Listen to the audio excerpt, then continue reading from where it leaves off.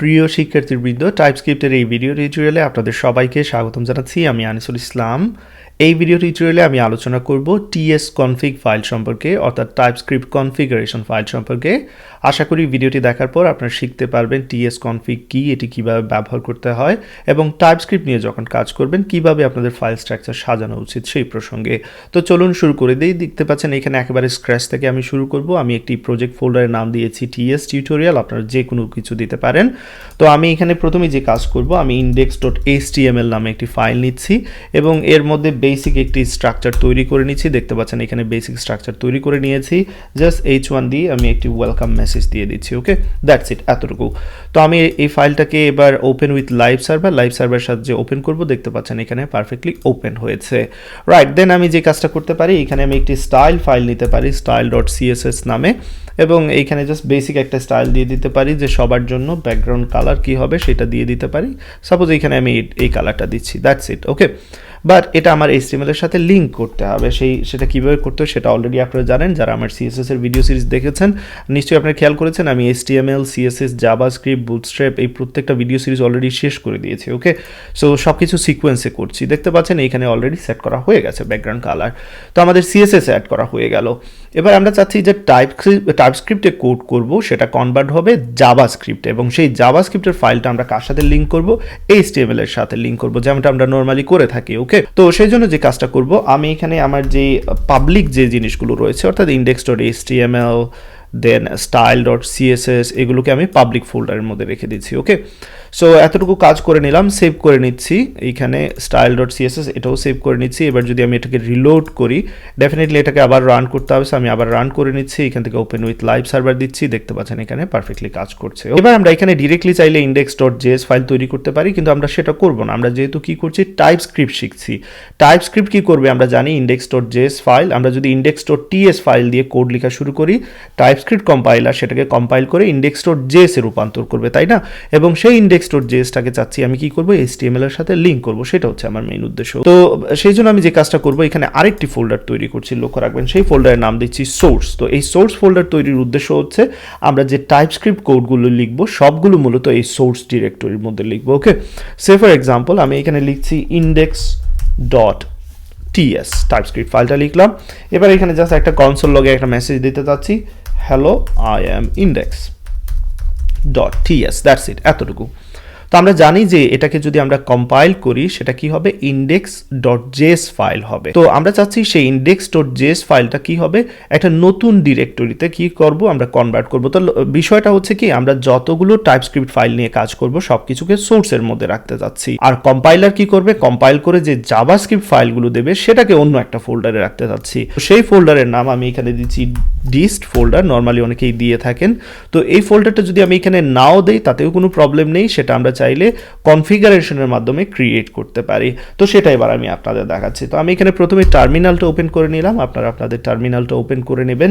এইখানের মধ্যে make sure যে আপনারা রুট ডিরেক্টরিতে রয়েছেন। দেখতে পাচ্ছেন এখানে ts টিউটোরিয়াল হচ্ছে আমার রুট ডিরেক্টরি বা ফোল্ডার, সেইখানের মধ্যে আমি আছি। ওকে, তো কনফিগারেশন ফাইল তৈরি করার পদ্ধতি কি, সেটা হচ্ছে tsc টাইপস্ক্রিপ্ট কম্পাইলার, দেন এইখানে হাইফেন দিয়ে ইনিট দিতে হবে। ওকে, তো আমি এখানে একটু বড় করে নিচ্ছি যাতে করে আপনাদের দেখতে সুবিধা হয়।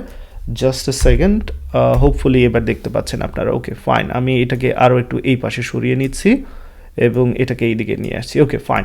তো এখানে দেখতে পাচ্ছেন tsc লিখে দেন হাইফেন দিয়ে ইনিট দিয়ে দিচ্ছি। ওকে, তো সাথে সাথে এখানে বলছে যে সাকসেসফুলি ক্রিয়েটেড এ tsconfig.json ফাইল, একটি জেসন ফাইল তৈরি হবে যার নাম হচ্ছে টাইপস্ক্রিপ্ট কনফিগারেশন, যেটার কথা আমরা শুরুতেই বলেছিলাম।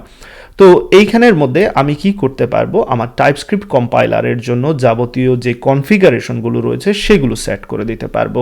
তো চলুন এবার দেখে নেই কি কি সেট করতে পারি। এটাকে আমি নিচে নিয়ে যাচ্ছি, এই মুহূর্তে এটার কোনো দরকার নেই। এখানে দেখতে পাচ্ছেন যে কম্পাইলার অপশন, এটি যেহেতু একটু জেসন ফাইল, লক্ষ্য রাখবেন এইখানে এই যে সেকেন্ড ব্র্যাকেট দিয়ে শুরু হয়েছে এবং সেকেন্ড ব্র্যাকেট দিয়ে ক্লোজ হয়েছে, এবং এইখানের মধ্যে প্রত্যেকটা থাকবে কি ভ্যালু হিসেবে, এই যে দেখতে পাচ্ছেন কি এবং তার একটা ভ্যালু।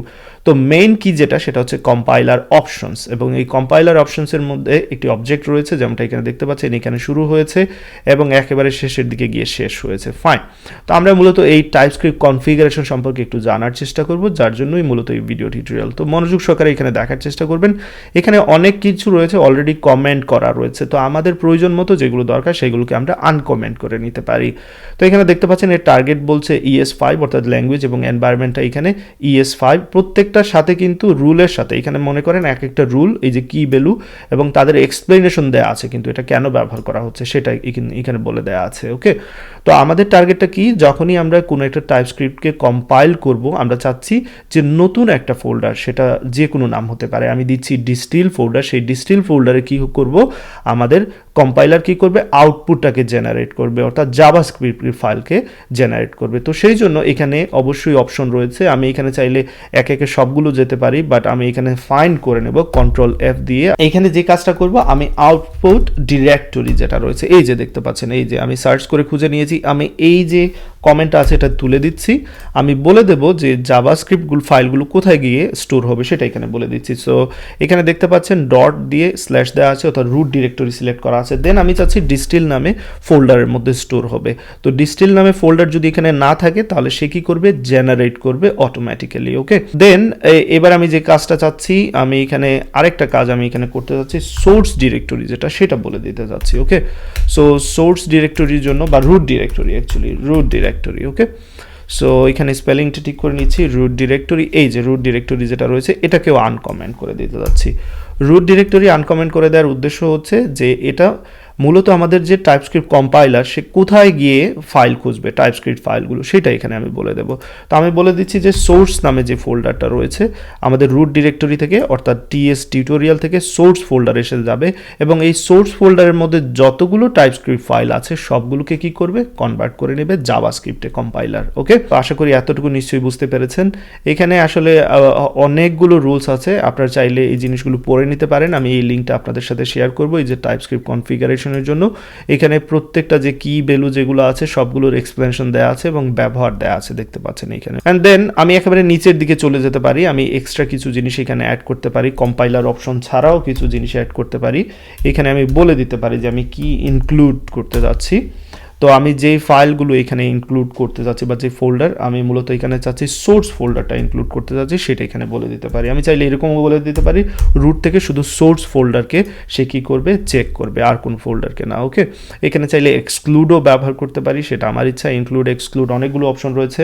আমি চাইলে এখানে যে কাজটা করতে পারি ফাইলসও ব্যবহার করতে পারি। তো এই জিনিসগুলো একটু পরে দেখাচ্ছি, আপাতত যতটুকু দেখেছেন এতটুকুই থাকবে। এবার চলুন আমরা এই টাইপস্ক্রিপ্টটাকে রান করে দেখি, আমরা যে কনফিগারেশন করলাম আসলে সব কিছু ঠিকঠাক মতো কাজ করছে কিনা। তো আমি একটু উপরের দিকে নিয়ে গেলাম, এইখান থেকে এটা আমি সরিয়ে দিচ্ছি। তো আমরা কি করি, টাইপস্ক্রিপ্ট দিয়ে আমরা এখানে ওয়াচ করতে পারি, নিশ্চয়ই আপনাদের মনে আছে। তো এবার আমরা যখনই ওয়াচ দেবো, এখানে লক্ষ্য রাখবেন WATCH, আপনারা W দিতে পারেন। যখনই আমি ওয়াচ দিব তখন কি হচ্ছে লক্ষ্য রাখুন, এখানে তখন সাথে সাথে একটি ডিস্টিল ফোল্ডার তৈরি করা হয়ে গেছে। কেন হয়েছে, কারণ আমরা কনফিগারেশনে অলরেডি বলে দিয়েছিলাম এই যে আউটপুট ডিরেক্টরি মূলত কি হবে, ডিস্টিল ফোল্ডার হবে, সেটা কিন্তু তৈরি করে নিয়েছে, এবং সেই ফোল্ডারের মধ্যে দেখতে পাচ্ছেন index.js ফাইলটাকে রেখে দিয়েছে, যেটা এই যে index.ts কে কনভার্ট করে। তো এবার আমরা যে কাজটা করতে পারি, আমাদের HTML এর সাথে আমরা লিঙ্ক করে দিতে পারি। আমি HTML এর সাথে লিঙ্ক করব কিভাবে, এই স্ক্রিপ্ট সোর্স, অ্যাকচুয়ালি স্ক্রিপ্ট যেটা সোর্স রয়েছে এইখান থেকে আমরা ডিস্টিল ফোল্ডারে যাব প্রথমে। এই যে ডিস্টিল ফোল্ডার থেকে কাকে, index.js কে আমরা ব্যবহার করতে পারবো। ওকে, এবার যদি লিঙ্ক করা সব কিছু ঠিকঠাক মতো হয়ে থাকে সেক্ষেত্রে আমরা ইন্সপেক্টে চলে যাচ্ছি, কনসোলে গিয়ে দেখি যে hello I am index.ts দেখাচ্ছে, যেমনটা দেখানোর কথা, কারণ আমরা index.ts এ এরকম দিয়েছিলাম hello I am index.ts। তো এই ফাইলটাকে কনভার্ট করে সে কোথায় নিয়ে গেছে, index.js, যেমনটা এখানে দেখতে পাচ্ছেন, এবং index.js কে আমরা লিঙ্ক করে দিয়েছিলাম index.html এর সাথে। এবার আমাদের যে এই যে কনফিগারেশনটা করলাম, সুবিধাটা কি, আমি এই সোর্সের মধ্যে যদি আরেকটি ফাইল তৈরি করি, সাপোজ আমি এখানে app.ts দিলাম, app.ts এর মধ্যে এখানে কনসোল লগে বলে দিচ্ছি অ্যাপ, যে কোনো একটা মেসেজ দিয়ে দিচ্ছি, এখানে ইম্পর্টেন্ট না। এবার কি হবে যে আমরা যেহেতু এখানে TSC দিয়ে কম্পাইলারকে কি করেছি, ওয়াচ করে রেখেছি, সেক্ষেত্রে সে কি করবে, এই কনফিগারেশন থেকে খুঁজে নেবে যে সোর্স ফোল্ডারে যে আছে তাকে সাথে সাথে কি করবে, কনভার্ট করবে। এই যে দেখতে পাচ্ছেন অলরেডি কনভার্ট করে ডিস্টিল ফোল্ডারে নিয়ে গেছে। তো এইরকম করার সুবিধাটা হচ্ছে যে আমাদের টাইপস্ক্রিপ্ট ফোল্ডার একটা জায়গায় থাকবে সব সোর্সগুলো, এবং আউটপুট যে ফাইলগুলো সবগুলো আরেকটা ফোল্ডারে থাকবে, এবং আমাদের পাবলিকগুলো একটা ফোল্ডারে থাকবে। তো এই স্ট্রাকচারটা অবশ্যই একটা স্ট্যান্ডার্ড স্ট্রাকচার যেটা আমাদের ফলো করা উচিত। ওকে, এবার চলুন টাইপস্ক্রিপ্ট কনফিগারেশনে আরেকটু জিনিস আমি এখানে আপনাদের দেখাতে চাচ্ছি। আমি এইদিকে একটু ছোট করে নেব, এবার যথেষ্ট বড় মনে হচ্ছে, একটু ছোট করে নিচ্ছি, ফাইন, এতটুকু মোর দেন এনাফ। তো এখান থেকে আমি আরেকটি অপশন আপনাদের দেখাবো, সেটা হচ্ছে no unused parameters or locals. তো আমি এখান থেকে নো আনইউজ প্যারামিটার এটাকে আনকমেন্ট করে নিব, এতটুকু অংশ সিলেক্ট করে আনকমেন্ট করে নিচ্ছি। তো এই রুলের উদ্দেশ্য হচ্ছে যদি আমরা কোনো প্যারামিটার আনইউজড অবস্থায় রেখে দিই সেক্ষেত্রে এরর দেখাবে, তো সেটা আমি আপনাদের দেখাচ্ছি। তো এবার যদি আমি আমাদের যে index.js ফাইলটা রয়েছে, ts ফাইলটা রয়েছে, সেখানে যদি চলে যাই এবং এইখান থেকে আমি এটা সরিয়ে নিচ্ছি। তো আপনাদের বোঝানোর সুবিধার্থে আমি এখানে যে কাজ করব, একটি ফাংশন তৈরি করে নিচ্ছি। চাইলে আমরা ES6 এর ফাংশন ব্যবহার করতে পারি, ES6 এর জন্য ব্যবহার করে নিচ্ছি ডিসপ্লে, অ্যান্ড দেন এই যে আমাদের ES6 এর ফাংশনটা আমরা তৈরি করে নিলাম, দ্যাটস ইট। ফাংশনের নাম দিয়েছি ডিসপ্লে, এখানে কনসোল লগ দিচ্ছি suppose hello, okay. And then যে কাজটা করতে পারি, আমি এখান থেকে এটা সরিয়ে দিচ্ছি, দরকার নেই এটার কোনো, এবং এইখান থেকে নিচে থেকে ডিসপ্লে ফাংশনটাকে কল দিচ্ছি, ডিসপ্লে ফাংশনটাকে এরকম কল দিয়ে দিচ্ছি, দ্যাটস ইট। এতটুকু কাজ সেভ করে নিলাম, দেখতে পাচ্ছেন এখানে হ্যালো দেখাচ্ছে পারফেক্টলি। তো যেমনটা বলেছিলাম, যদি আমি কোনো প্যারামিটার আনইউজড অবস্থায় রাখি সেক্ষেত্রে এরর দেখাবে, এবং তার জন্য রুলস কিন্তু আমি সেট করে দিয়েছি, এই যে ট্রু বলে দিয়েছি। তো তার একটা এক্সাম্পল আমরা এখান থেকে দেখে নিতে পারি। সাপোজ আমি এখানে নিলাম যে একটা ভেরিয়েবলের নাম দিচ্ছি মেসেজ, অ্যান্ড দেন আমি ডাটা টাইপ দিচ্ছি স্ট্রিং, ওকে। তো এই যে আমি মেসেজ স্ট্রিং দিলাম এবং এটাকে আনইউজড অবস্থায় রেখে দিলাম এবং এটাকে ব্যবহার করছি না, কিন্তু দেখে যদি আমি ডিসপ্লে মেথডটা ইভেন সরিয়েও দেই তারপরও এখানে এরর দেখাবে, এখানে আপনারা দেখতে পাচ্ছেন, কারণ এখানে যে প্যারামিটারটা মেসেজ সেটা কিন্তু আমি ব্যবহার করিনি, এবং এখানে গেলে আপনারা দেখতে পাচ্ছেন এররটা দেখাচ্ছে যে message is declared but it's value is never used. So এরকম কনফিগারেশন একে একে অনেকগুলো কনফিগারেশন আছে, আপনারা চাইলে চেক করতে পারেন। আমি যেমনটা বলেছি আরেকটি কনফিগারেশন আমি চেক করে নিচ্ছি, নো unused locals, এই যে এই নো আনইউজড লোকালস ব্যবহার করতে পারেন, অর্থাৎ যদি লোকালি কোনো ভেরিয়েবল ব্যবহার করেন তো ডিক্লেয়ার করেন এবং সেটাকে যদি ব্যবহার না করেন সেক্ষেত্রে এখানে এরর দেখাবে। তো চাইলে সেটাও আমরা চেক করে নিতে পারি। তো এখানে আমি যে কাজটা করব, নো আনইউজড লোকালস দেখার জন্য এখানে একটা ভেরিয়েবল নিয়ে নিয়েছি লেট এক্স, এবং এক্স এর ভ্যালু হিসেবে এখানে নাম্বার, সাপোজ এখানে 25 দিচ্ছি, ওকে। তো এই যে আমি এক্স এখানে ডিক্লেয়ার করলাম, এবার যদি এটা আমি সেভ করে নিই, এখানে দেখতে পাচ্ছেন এবার দুইটি এরর দেখাচ্ছে যে x is declare but it's value is never use. So এখানে টাইপস্ক্রিপ্ট কনফিগারেশন থেকে আমরা দুইটি এরর এবার পাচ্ছি। আশা করি এই বিষয়গুলো নিশ্চয়ই এখান থেকে বুঝতে পেরেছেন। তো এগুলো একটু প্র্যাকটিস করতে থাকুন, এবং আরেকটা বিষয় যেটা আমি বলেছিলাম আপনাদের দেখাবো সেটা এবার দেখাচ্ছি, সেটা হচ্ছে কনফিগারেশনে চলে যাচ্ছি এবং এখানে ফাইলস যেটা আছে বলে দিতে পারি, ফাইলস, এই যে ফাইলস যে রুলসটা আছে, এবং এইখানে ভ্যালুগুলো আমি এর মধ্যে দিয়ে দিতে পারি যে আমি কোন কোন ফাইল ব্যবহার করতে যাচ্ছি। সাপোজ আমি এখানে যদি এরকম দিই যে মাস্ট ব্যবহার করতে হবে যে ফাইলগুলো, আমি এখানে এরকম দিতে পারি সোর্স থেকে আমার অবশ্যই যেটা লাগবে index.typescript ফাইলটা লাগবে, এই ফাইলটা যদি না থাকে সেক্ষেত্রে এরর দেখাবে। তো তার এক্সাম্পল আমি এখানে দেখাতে পারি আপনাদের, আমি এই যে index.js ফাইলটাকে যদি এখান থেকে রিমুভ করে দিই, লক্ষ্য রাখবেন এই যে রিমুভ করে দিচ্ছি এবং সাথে সাথে এখানে এরর দেখাবে, এই যে দেখতে পাচ্ছেন যে এটা মাস্ট কি করা লাগবে, অ্যাড করা লাগবে, ওকে। সো আমি আবার এটা ফিরিয়ে আনলাম, এবার যদি আমি সেভ করি দেখতে পাচ্ছেন এখান থেকে এরর চলে গিয়েছে। আবার আমি চাইলে এরকমও করতে পারি, এই সাথে আপনারা এইদিকে লক্ষ্য রাখবেন, আমি চাইলে এক্সট্রা কিছু দেখাতে পারি এখানে, জাস্ট সোর্স, অনেক অপশন রয়েছে এগুলোকে অ্যাক্সেস করার জন্য। সোর্স থেকে যদি app.ts না থাকে সেক্ষেত্রে এরর দেখাবে, তো আমি যদি এই app.ts ফাইলটাকে সরিয়ে দিই, এখান থেকে রিমুভ করে দিই, সাথে সাথে কিন্তু এখানে এরর চলে আসবে, কারণ আমি বলে দিয়েছি এই ফাইলসগুলো মাস্ট থাকা লাগবে। তো আশা করি ts কনফিগ সম্পর্কে বিস্তারিত বুঝতে পেরেছেন। পরবর্তী ভিডিও টিউটোরিয়ালে আরও বিস্তারিত আলোচনা করব অন্যান্য যেই ফিচার্সগুলো রয়েছে টাইপস্ক্রিপ্টের।